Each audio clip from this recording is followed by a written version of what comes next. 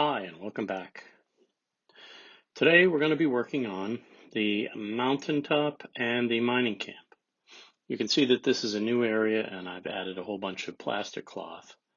Gone ahead and started to build it up. It's all roughed in at this point. This is the bits coming up here. You can see the spur on the right, and then this little shadow in the middle there is a small indentation. It dips down, and that will be the mine. One of the mine shafts. I'll have two mine shafts. And then this part that's all the pink foam will be the yard.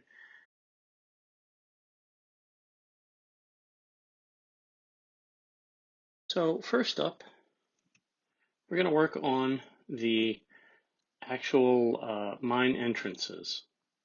These are two Woodland Scenics culvert molds, some Woodland Scenics Earth Undercoat, and some Vallejo mahogany brown. And then a little later on, I'll add in some black wash. So first up, let's get the couple of different paint colors in, and I'll start mixing it up, and then you'll start to see the parts. I'm going to add in some weathering after I've painted the base coat. The base coat will just be that earth undercoat color and the Vallejo mix. I just I don't mix it all on the brush. I don't mix it in place.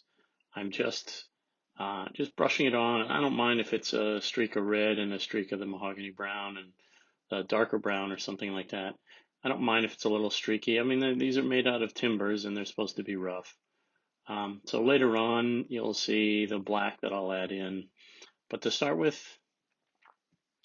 I'm working on here one of the rooftops of the mine shaft. These parts with the angle are the sides to the mine shafts. And you can sort of get a sense of the timbers there. You can see the square ends stepped down, and those are the different timbers for the shaft entrance. I'm going to give everything a nice coat, and then after that dries, then you'll start to see me add in some weathering. So here are all the pieces, 3 pieces for each shaft. This is what one looks like glued together. I don't mind the white on the end because that's actually going to be buried underneath part of the ground. You'll see I started adding in the black, a little wash, and that's the weathering. And then here they are in place, these two angled dip down into the area, and that's where they are going to live eventually. Next, we're going to work on plastering them in place.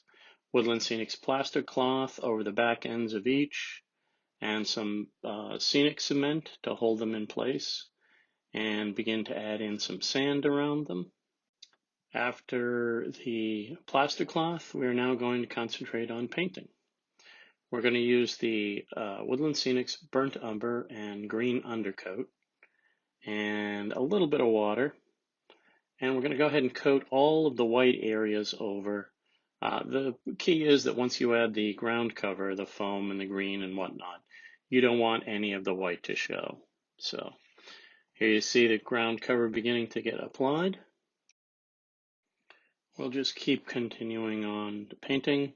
Again, the green undercoat and the burnt umber. I just applied that on a lot of the new areas, the risers that I added in for the rest of the track, just to get rid of any of that white in the background. The final bit we're going to work on today, a Kadee logging caboose that we're actually going to park up at the mining camp. Some slate gray, yellow ochre, and a little bit of the black wash. Go ahead and assemble the unit. There's a lot of little detail, extra detail parts. You'll see the beginnings of the finished model.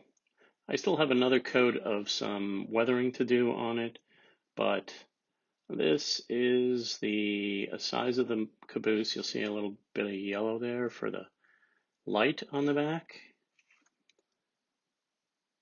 A little highlight in the weathering on the door. It's a fun little model. Thank you again for joining us on Cape Cod Highline, the HO Model Railroad.